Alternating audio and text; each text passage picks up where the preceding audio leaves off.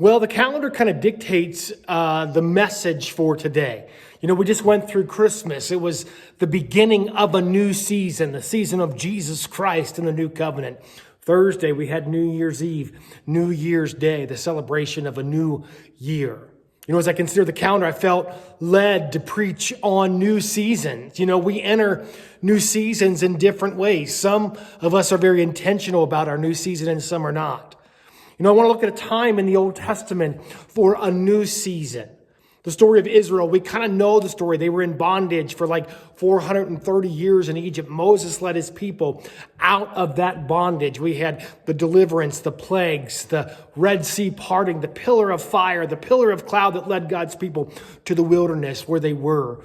And then when they were in that wilderness, they moved to the promised land. And Moses sent out 12 spies. This is the beginning of a new season, right?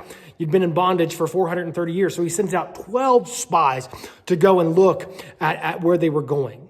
They came back and they gave Moses this account. We went into the land to which you sent us, and it does flow with milk and honey. Here's its fruit.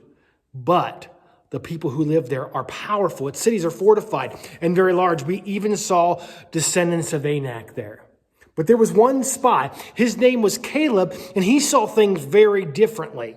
Caleb silenced the people before Moses and said, "We should go up and take possession of the land, for we certainly can do it." The people, though, they didn't listen to Caleb. They listened to the others. They began to rebel. They began to decide that they were not going to go, fearful of these giants. Moses and Aaron fell face down in front of the whole Israelite assembly gathered there. Joshua, the son of Nun, and Caleb, the son of Jephunneh, who were among those who had explored the land, tore their clothes. They said, "The entire Israelite assembly, the land we passed through and explored is exceedingly good. If the Lord is pleased with us, he'll lead us into the land, a land flowing with milk and honey. He'll give it to us. Only do not rebel against the Lord. Do not be afraid of the people of the land, because we will devour them. Their protection is gone, but the Lord is with us. Do not be afraid of them." But the people chose rebellion. The people decided that they would rebel and not go into the land. A new season comes. Their new season becomes this very reality. "Tell them, as surely as I live, declares the Lord, I will do the very thing I have heard you say. In this wilderness, your bodies will fall. Every one of you 20 years or old or more who was counted in the census, who has grumbled against me, not one of you will enter the land I swore with an uplifted hand to make your home, except Caleb, son of Jephunneh, and Joshua, the son of Nun." The people chose their reality in that new season. They approached a new season with fear and trembling, ignorance to what God has said, disobedience and rebellion to God. And the result was wandering in the wilderness until their death. So we're going to fast forward about 40 years, a new season. Joshua, he's now the leader of Israel, and they're on the verge of entering the promised land again. God, he prepared Joshua for this very season. After the death of Moses, the servant of the Lord said to Joshua, son of Nun, Moses' aide, "Moses, my servant, is dead. Now then, you and all these people get ready to cross the Jordan River into the land I'm about to give them, to the Israelites. I will give you every place you set your foot, as I promised Moses. Your territory will extend from the desert of Lebanon and from the great river, the Euphrates, all the Hittite country to the Mediterranean Sea in the west. No one will be able to stand against you all the days of your life. As I was with Moses, so I will be with you. I will never leave you or forsake you." Someone needs to hear that about a new season, that God will never leave you or forsake you. So be strong and courageous, because you will lead these people to inherit the land I swore to their ancestors to give them. Be strong and very courageous. Be careful to obey all the law my servant Moses gave you. Do not turn from it to the right or to the left, that you may be successful where you go. Keep this book of the law always on your lips. Meditate on it day and night, so that you'll be careful to do everything written in it. Then you will be prosperous and successful. Have I not commanded you, be strong and courageous? Do not be afraid. Do not be discouraged, for the Lord your God will be with you wherever you go. As we enter into a new season, we may need a little bit of a pep talk from God that tells us these very things. Be strong and courageous as you enter into this new season. Know the promise that God will never leave you or forsake you. He will be with you wherever you go. So you must be obedient. Meditate, on his law day and night. And I will be with you. The story, it sounds familiar. So they send some spies into the land, but this time it's a different report, right? We have the whole thing with Rahab. She takes them in. She helps them to escape. They said, the report from the spies this time, they said to Joshua, the Lord has surely given us the whole land into our hands. All the people are melting in fear because of us. You see, there was a reputation for the people of God, the power of the God of Israel. And the people were fearful of what they were going to do. So Joshua says here, we're going into a new season. So consecrate yourselves, for tomorrow the Lord will do amazing things among you. As we enter into a new season, we should consecrate ourselves, set ourselves apart to be used by God in whatever way he intends in the new season that we're going. The people are filled with expectation rather than fear. The people are filled with obedience rather than disobedience. And they begin to know the power and plans of God.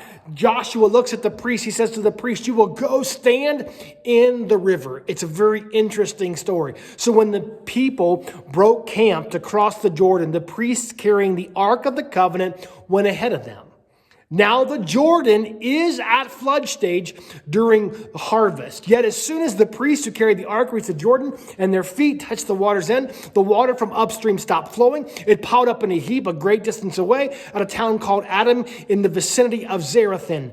While the water was flowing down, the Sea of Arabah, that is the Dead Sea, was completely cut off. So the people crossed over opposite Jericho. Be strong and courageous. Obey God. God told the priest to go step in the water. Now, I tell you what, when I come up to a river that's about flood stage, the last thing I want to do is put my body in that water. But the priests, they stepped in that water in this new season in preparation for the new season that God had for his people. They stepped in the water and the water stopped. Scripture says that they walked through on dry land. A miracle of God. Be strong and courageous and obey God. The book continues to display the fulfillment of the promise, highlighting the conquests of the Israelites. They first went to Jericho's walls and they fell down. They conquered the people of Ai, the Amorite kings, the southern cities, the northern kings. They went through and took possession of what God called them to do. It's been a while since we talked about Joshua and Caleb in this new season. When Joshua had grown old, the Lord said to him, you're now very old, and there are still very large areas of land to be taken over. Joshua's job wasn't complete. God affirmed his promise to Joshua. You might feel old. Caleb, on the other hand, he was a different thing. Now the people of Judah, they approached Joshua at Gilgal, and Caleb, the son of Jephunneh, a Kenizzite, said to him, you know what the Lord said to Moses, the man of God at Kadesh Barnea, about you and me. I was 40 years old when Moses, the servant of the Lord, sent me from Kadesh Barnea to explore the land. I brought back to him a report according to my convictions. But my fellow Israelites who went up with me made the hearts of the people melt in fear. I, however, followed the Lord my God wholeheartedly. Caleb followed God wholeheartedly. So on the day that Moses swore to me, the land on which your feet have walked will be your inheritance, and on that of your children forever, because you followed the Lord my God wholeheartedly. Then, just as the Lord promised, he has kept me alive for 45 years since the time he said this to Moses, while Israel moved about in the wilderness. So here I am today, 85 years old. I'm still as strong today as the day Moses sent me out. I'm just as vigorous to go out to battle now as I was then. Now give me this hill country that the Lord promised me on that day. You yourselves heard that the Anakites were there and their cities were large and fortified. But the Lord helping me, I will drive them out just as he said. So Hebron has belonged to Caleb, the son of Jephunneh, the Kenizzite, ever since, because he followed the Lord God of Israel wholeheartedly. Do you hear about Caleb in this new season? It's been 45 years since he went and explored the promised land. He has been waiting for the fulfillment of God's promise. He never forgot God's promise. The land on which your feet have walked will be your inheritance. As we go into a new season, Caleb had a blank canvas to work from. And he said, I know exactly where I want to go. I know exactly where I want to be. I know exactly what is mine in this new season. And he stood on the promise of God. He served God wholeheartedly. He never got discouraged. 40 years is a long time in the wilderness. He never stopped serving God. He was defined when he was a spy as serving God wholeheartedly. And he's defined in the book of Numbers as serving God wholeheartedly. He gave God his everything. He waited for the right time, and he was strong and courageous. He wasn't controlled by fear, but he was controlled by trust. It didn't matter if the Anakites were still there, because the Lord would help him. And then he did something. Give me the land. I'll drive them out, just as he said. You know, someone needs to hear this for the new season that you're entering. Every one of us has a blank canvas for 2026. We can go out and we can wander in the wilderness and die waiting for things to be fulfilled. Or we can know the promise of God. We can serve him wholeheartedly. We can be strong and courageous. We can obey God completely, right? We can wait for the right moment, and then we can stand on his promise and do something.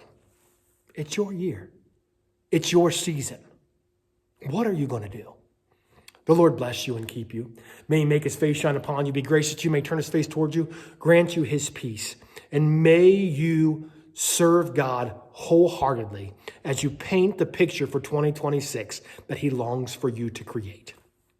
Be blessed.